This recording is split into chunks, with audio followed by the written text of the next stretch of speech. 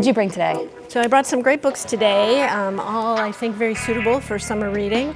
The first one is called The Woman in the Library by Sulari Gentill. And so obviously I read the book because of the title, The Woman in the Library. However, I'm very glad to report that it was actually also a very good mystery.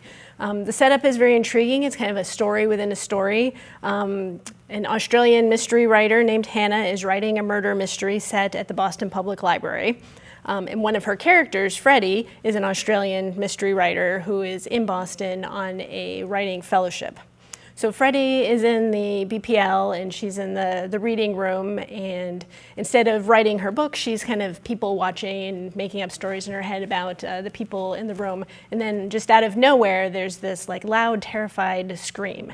And everything kind of stops and they're told to stay in place. And so she starts talking to her table mates and they kind of bond over this experience, right? They kind of start this friendship. Freddie, Kane, Whit, and Marigold are the four characters.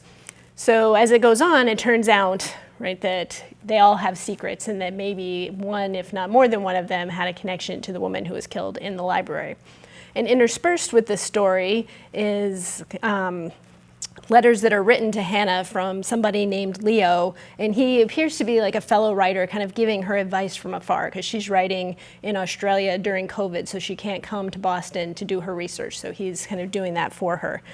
So I thought kind of this integration was really well done. It kind of puts you back in the moment, like kind of explaining why she's not putting COVID in her novel and stuff like that. But then also reminding you that this is a story within a story.